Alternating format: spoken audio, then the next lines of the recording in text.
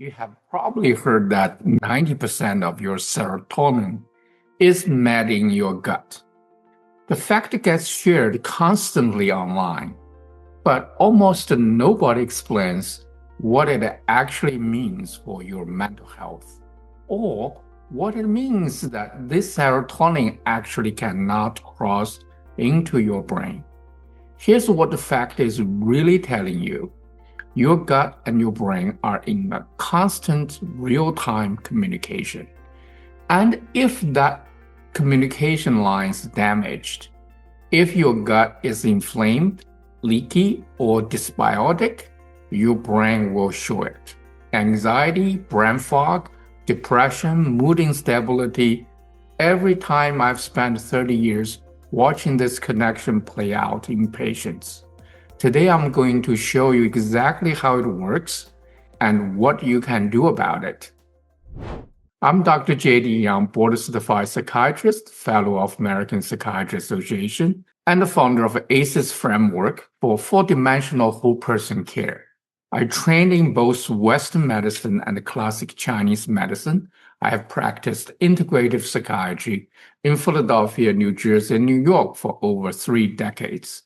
The gut-brain axis is not alternative medicine. It is established neuroscience, but translating it into clinical practice, into something your doctor actually uses to treat you, that is still unfortunately rare. Let's change that today. Let's look at it at an atomic dimension, the physical architecture. The gut-brain axis is a bidirectional communication network. It runs primarily through the vagus nerve, one of the longest nerves in your body, running from your brainstem all the way down to your abdomen. Here's what most people don't appreciate. About 80–90% of the signals on the vagus nerves travels upward from gut to the brain. Your gut is now receiving instructions from your brain. Your gut is sending continuous report to your brain.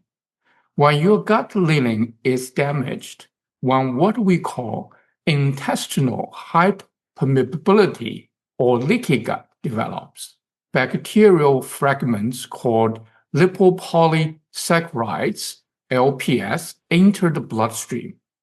The immune system mounts a response. Inflammatory cytokines cross the blood-brain barrier. Inside brain, the microglia, the brain's immune cells, activated microglia produce neuroinflammation, drives depression, cognitive slowing, and anxiety. This is not a metaphor. It is a documented biological cascade. Now let's examine the biochemical dimension, neurotransmitters, and microbiome.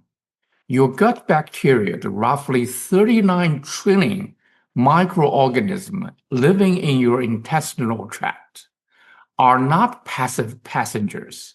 They're active participants in your neurochemistry. Specific bacteria produce neurotransmitter precursors. Lactobacillus and Bifidobacterium species produce GABA, the brain's primary calming signal. Certain Clostridia species are involved in tryptophan metabolism, the upstream precursor of serotonin synthesis in the brain. Here I want to be precise. The serotonin made in your gut stays in your gut. It does not cross the blood-brain barrier. But what gut bacteria do influence is the availability of the raw materials, tryptophan and its metabolites, that your brain uses to make its own serotonin. So when your microbiome is disrupted by antibiotics, high sugar diet, chronic stress, or alcohol, you lose the bacterial machinery that optimize these upstream processes. Your brain serotonin synthesis becomes less efficient, not from a brain disease, but from a gut problem.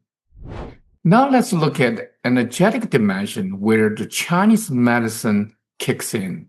In classic Chinese medicine, the stomach and spleen meridian system is called the middle burner. It is a central axis of transformation and transportation in the body. Ancient texts described as a source of postnatal qi, the energy we derive from food, environment, and daily life. When the middle burner is weak, in Chinese medicine terms, you see a very specific pattern: fatigue after eating, loose stools, brain fog, excessive worry, and a tendency towards rumination. In biomedical terms, this maps precisely onto the profile of someone with gut dysbiosis and a disrupted gut-brain axis. The integration of acupuncture targeting the stomach and spleen meridians, like stomach 36, known as Zhu Sanli, is perhaps the most researched acupuncture point in the world, and has been shown in peer-reviewed studies to modulate the vagal tone, reduce intestinal permeability, and downregulates inflammatory cytokines. Ancient medicine, modern mechanism. Now, let's look at the most neglected dimension, the soul. Here's the part that closes the loop. Stress makes your gut leak. Chronic psychological stress elevates cortisol. Cortisol directly disrupts tight junction proteins in the gut lining, the molecular zippers that keep your intestinal wall sealed. So the more stressed you are, the more your gut leaks. The more your gut leaks, the more neuroinflammation reaches your brain. The more neuroinflammation in your brain, the more anxious, depressed, and cognitively impaired you feel. The more impaired you feel, the more stressed you are. This is a closed loop and a vicious cycle. You cannot break it by treating only one end. You cannot fix the gut and ignore the psychological stress. You cannot treat the psychology and ignore the gut.